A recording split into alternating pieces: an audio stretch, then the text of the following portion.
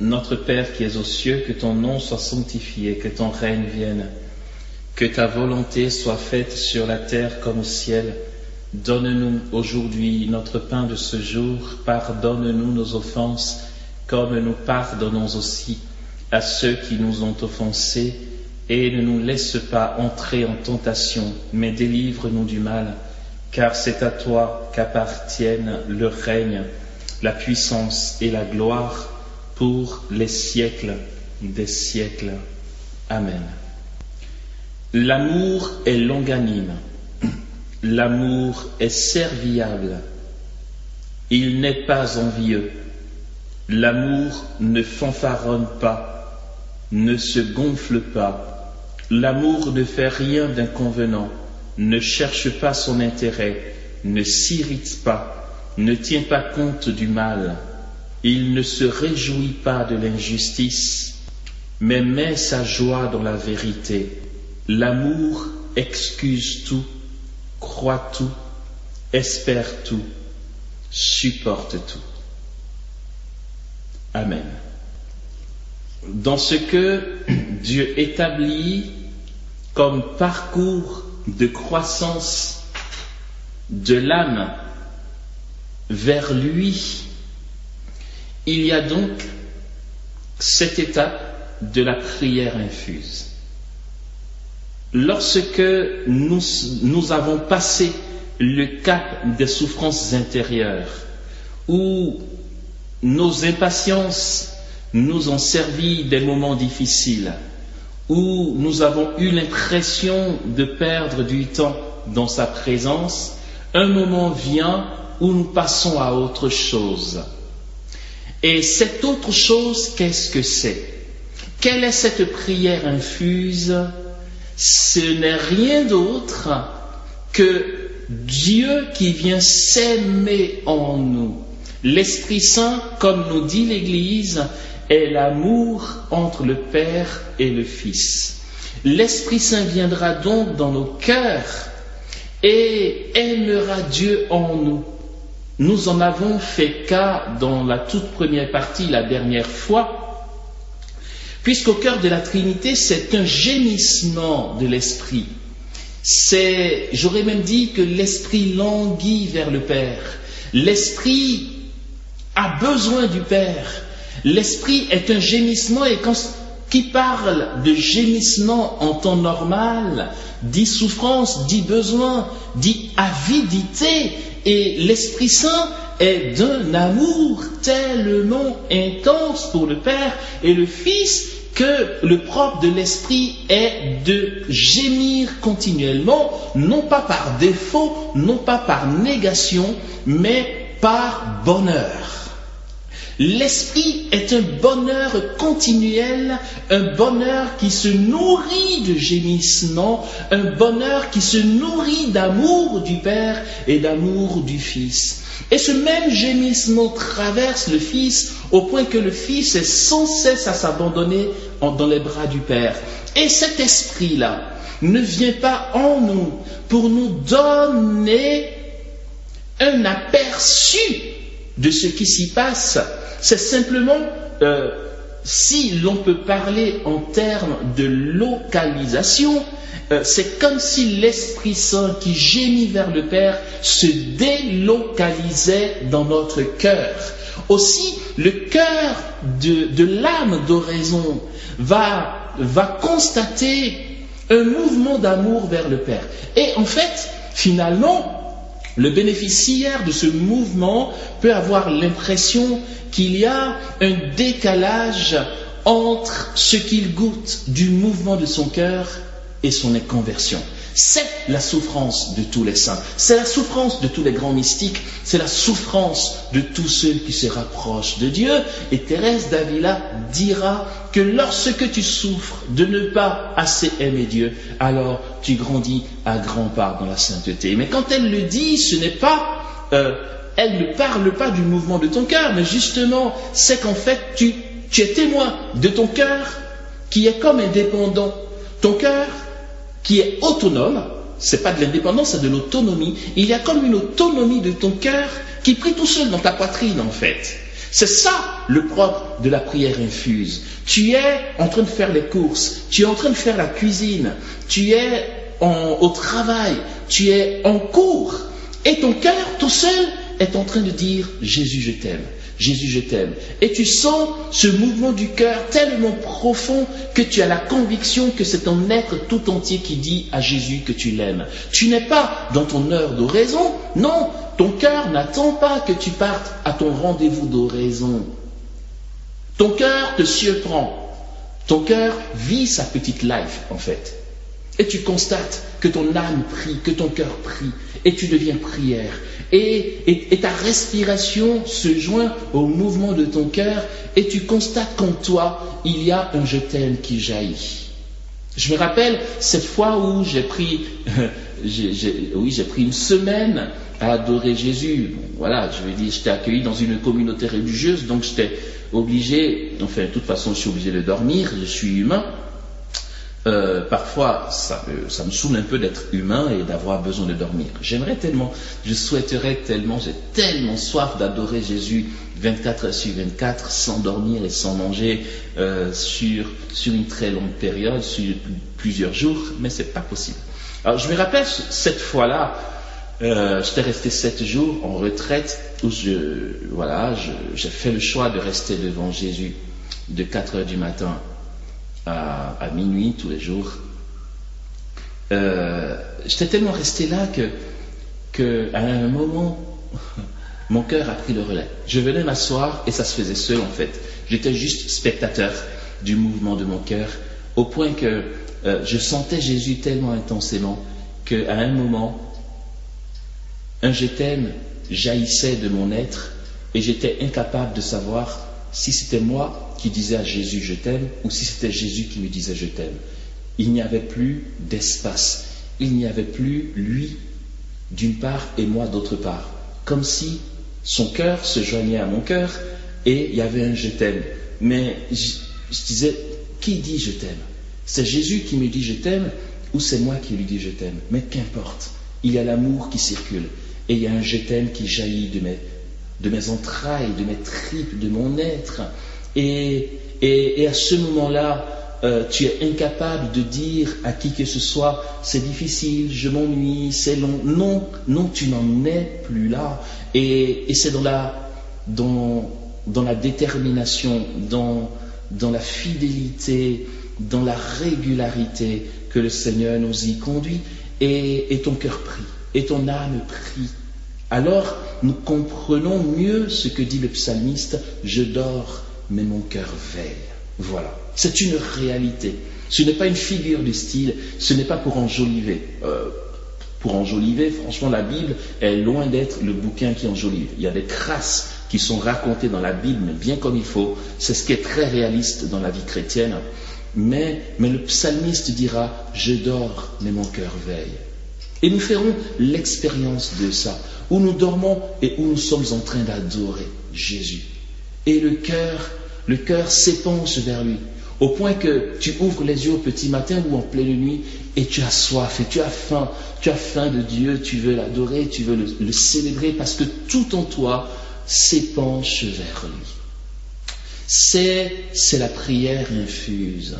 Et cette prière infuse, je le redis, c'est vraiment le mouvement trinitaire qui, pour parler en image, qui se délocalise dans l'âme. Et n'en soyez pas surpris. Ne vous dites pas, est-ce qu'Amos n'exagère pas un peu en disant que la Trinité vient s'aimer en nous? Mais non, Dieu s'aime sans aucun égoïsme. Dieu s'aime parce qu'il n'est pas seul, il est un en 3 personnes. Dieu peut s'aimer parce que les différentes personnes de la Trinité s'aiment entre elles. Et Dieu s'aime, mais il vient s'aimer en toi. Et tu deviens spectateur. Et c'est le moment où tu dis, mais Seigneur, qu'est-ce qui se passe? Ne vois-tu pas que je multiplie les temps de confession? Ne vois-tu pas que j'ai encore des zones de conversion incroyables? Mais vous savez quoi? En fait, Dieu seul suffit. En fait, ta conversion suivra. Et comme dirait Ephraïm, l'heure de l'ange, ce qu'on appelle l'heure de l'ange, c'est ce à quoi nous aspirons tous. le moment que nous rêvons, ce moment où nous serons tout unifiés et tout accompli, on ne pêche plus, on n'a plus de paresse, tout est parfait, on est des saints. Ephraim l'appelle l'heure de l'ange. Tu vois, en fait, l'heure de l'ange, comme il dit, et je suis d'accord avec lui, n'interviendra qu'un quart d'heure après ta mort. Pourtant, restant encore pécheurs, la vie d'oraison nous y conduit.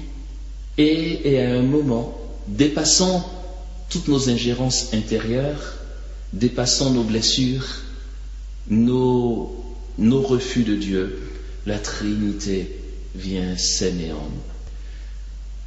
Je le rappelle souvent parce que ça m'a beaucoup marqué, le Padre Pio qui écrit à son père spirituel alors qu'il est le Padre Pio. Ce Padre Pio, je veux dire, c'est pas au commencement de ses états mystiques. Les gens affluaient déjà de partout pour le rencontrer à San Giovanni Rotondo, et dans son Padre Pio, à la pointe de son éclat, écrit à son père spirituel pour lui dire: cher père, maintenant j'ai la conviction que j'irai en enfer. Waouh, mec, qu'est-ce qui se passe? Il dit: car je ne crois pas qu'il y ait sur cette terre une âme qui offense plus notre Seigneur que moi. Oups. Et puis, sa sœur en Christ, Thérèse d'Avila, de son côté dira: quand tu souffres de ne pas assez aimer Dieu, alors tu grandis vachement dans la sainteté. Le Padre Pio vivait ça. C'est qu'il sentait un décalage entre l'abondance du mouvement de l'esprit en lui et sa propre vie. Et c'est cette même prière infuse que des vivants, des contemporains vivent encore, cette prière infuse que nous sommes tous appelés à vivre, qui donnait au Padre Pio de faire des rosaires, plusieurs dizaines de rosaires par jour. Nous connaissons bien cette anecdote que nous rappelons souvent. Un jour que son supérieur lui dit: alors combien tu en as fait aujourd'hui de rosaires, pas de chapelet, de rosaires? Il dit: on fait aujourd'hui, non, pas beaucoup, juste 50. Et là tu as envie de dire: attends mec, je veux dire, au niveau de temps matériel, là, ça se passe comment? Parce que tu as tes obligations communautaires. Mais vous savez comment le Padre Pio faisait son rosaire? Ses frères de communauté témoignent qu'il voyait ses doigts égrener le chapelet. Quand nous on égrène le chapelet, on reste un temps sur le grain, pour dire: réjouis-toi Marie, pleine de grâce, le Seigneur est avec toi, tu es bénie en toutes les femmes, et Jésus le fruit de ton sein est béni. Donc, quand on attrape un grain, je veux dire, on en a au moins pour 3 minutes et demie, 4 minutes. Le Padre Pio, il faisait défiler les grains comme ça à une vitesse très très rapide, d'accord? Mais très très rapide. Au point que, je veux dire, si l'on doit comptabiliser au niveau temps matériel, Padre Pio pouvait faire un chapelet en 3-4 minutes. Tout un chapelet. Parce qu'il suffisait que son doigt touche le grain, que c'était fait. Du coup, ça défilait très très très très vite. Et là, on a envie de dire: est-ce qu'il ne trichait pas? Non, il ne trichait pas. Est-ce que l'Esprit Saint qui prie en lui a besoin de 4 minutes pour dire un Ave Maria? Je le sais parce qu'il y a des contemporains qui le vivent. Quand tu touches le grain, c'est fait. Tu sais que c'est fait. Ouais, vous allez me dire: Amos nous parle chinois ce soir. Non, mais c'est quoi ce truc? Je nous invite juste à persévérer dans la vie d'oraison, la vie d'union à Dieu. Et c'est des choses qui arrivent. Oui, tout à fait. Ok? Comme ça, vite fait, sans trop en rajouter. Non, je ne dis même pas. C'est pas la peine. Non, je ne dis pas. Mais c'est des choses réelles, frères et sœurs, qui se vivent. C'est ça, la prière infuse. Alors, donc cette prière infuse, quand nous y serons, nous nous rendrons compte que les merveilles qui grouillent au cœur de la Trinité se manifesteront aussi par nos vies. Nous constaterons des choses dans notre quotidien, des événements merveilleux, des bénédictions divines, des choses que nous croyions impossibles qui vont se faire. Car c'est dans ce mouvement d'amour au cœur de la Trinité que se déploie la merveille de la création, la merveille des miracles, la merveille de l'incarnation, la merveille de l'Immaculée Conception, la merveille des conversions, la merveille des exaucements. Et si nous suivons bien le fil des idées, nous nous rendons compte qu'en parvenant à la prière infuse, nous devenons réceptacles de merveilles divines. Et les gens ont besoin de nous. Et nos frères et sœurs viennent nous voir. Et lorsque nous ouvrons la bouche, les gens sont visités, bénis. Et même notre silence est abondance et plénitude de conseils, de merveilles, d'extraordinaire. Parce que la Trinité, dans son débordement de merveilles, vient établir sa tente en nous. Nous prendrons notre pas avec lui, dit Jésus dans l'Apocalypse, et lui avec nous. Je frappe à la porte de ton cœur. Si tu entends et que tu m'ouvres, j'entrerai et je ferai ma demeure en toi. La Trinité établit sa demeure en nous. C'est un état réel, frères et sœurs. Et je nous en conjure, je nous en supplie. Faisons preuve de détermination. Une détermination très déterminée, comme dit Thérèse d'Avila, pour rester fidèles à nos rencontres d'amour dans l'oraison. Et nous connaîtrons des merveilles qui surpassent de très loin ce que nous avons pu imaginer, demander ou concevoir. Car Dieu est merveille. Ce mouvement de l'esprit, qui se traduit aussi dans le milieu charismatique par la prière en langue, déploie l'agir de Dieu à un point. Je me rappelle qu'une fois, notre recteur il m'avait demandé, Amos, écoute, tu vas partir avec tes frères séminaristes dans telle famille où la dame vit quelque chose de particulier.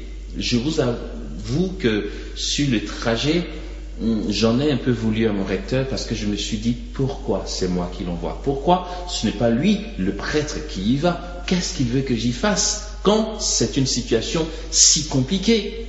Et quand on arrive, effectivement, la dame nous raconte ce qu'elle vit, des attaques démoniaques, et je vous assure, tu as juste envie de démissionner, prendre tes jambes à ton cou et te tailler de la maison. Rien que de raconter, je me sentais oppressé d'être dans sa maison. Mais bon, ça c'est juste le côté humain, très apeuré. J'avais l'impression que, il y avait plein de démons autour de nous. Elle vivait des attaques nocturnes du démon, qui non seulement venaient porter atteinte, lui porter atteinte physiquement. Le matin, elle avait des bleus, ça veut dire des bobos, quoi. Et en plus, c'était des esprits incubes et succubes, qu'on va appeler mari de nuit. Mais c'était d'une telle force que, elle était dévêtue au petit matin, quoi. Et la science pouvait venir vérifier qu'elle a eu des rapports sexuels. Ça se constatait physiquement, c'était très costaud. Et là, mon recteur me dit, vas-y t'en occuper, quoi. Je dis, mais il me voit comment? Pourquoi il me piège autant dans une telle mission? Moi, je vais faire quoi au milieu d'une telle situation si intimidante? Je me sentais très pauvre. Alors, j'ai pris le moyen que j'ai trouvé le plus efficace. J'ai invité mes frères séminaristes avec moi. J'ai demandé à la dame d'ouvrir les mains et de se détendre et d'être dans la présence de Dieu. Tout ce qu'on a fait, c'est qu'on a chanté en langue. C'est ça le mouvement divin, frères et sœurs. C'est l'esprit qui vient au secours de notre faiblesse et nous donne de crier vers Dieu en de gémissements ineffables. Dieu est gémissement. Et c'est du même ordre que la prière infuse, c'est juste que dans l'aboutissement de la vie d'oraison, cette prière infuse se fait, indépendamment de notre volonté même de le faire. Notre respiration est en prière et notre cœur est en prière. Là, on a fait le choix de prier en langue Et je vous assure, ce qu'il s'est passé, c'était incroyable. J'étais tellement pauvre face à la situation que je pense que Jésus a dû dire, écoutez, on va aller au secours de notre petit rien là, parce que c'est chaud pour lui. On a prié en langue, on ne faisait que ça.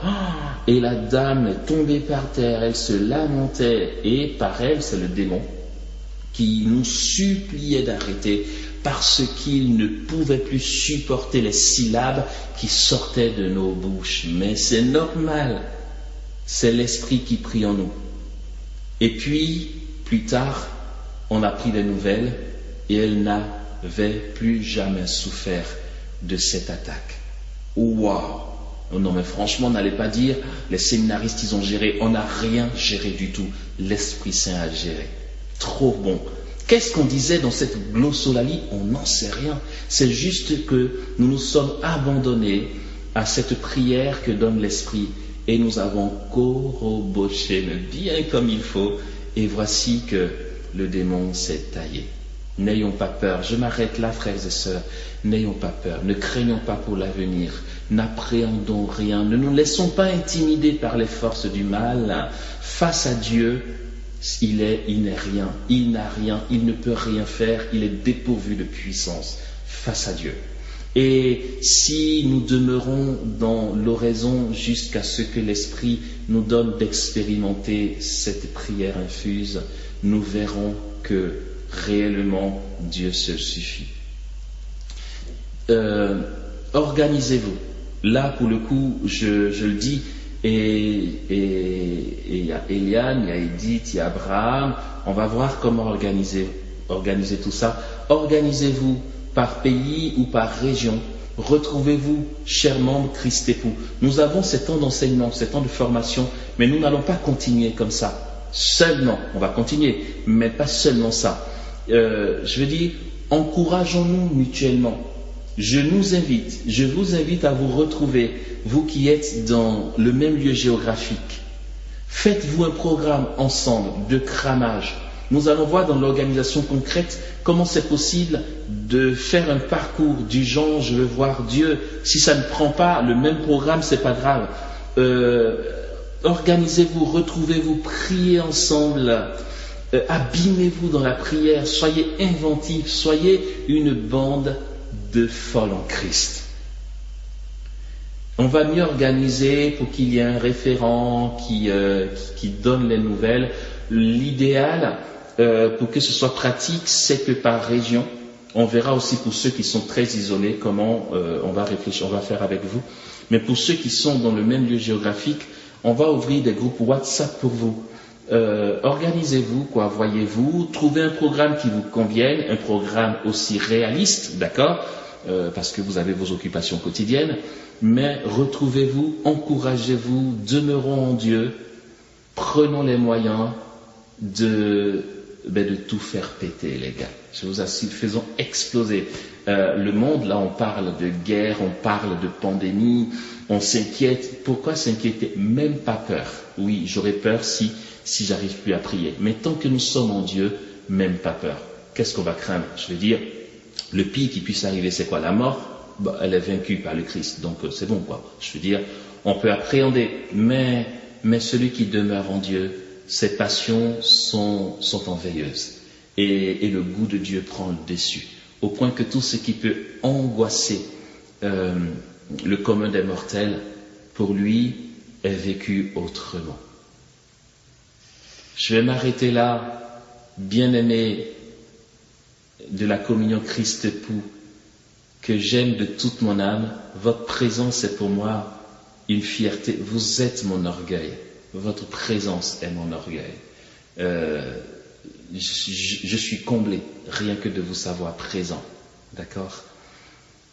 Que l'Esprit Saint fonde sur nous. Que l'Esprit Saint nous comble. Que l'Esprit Saint nous donne au-delà de ce que nous rêvons de faire pour Dieu.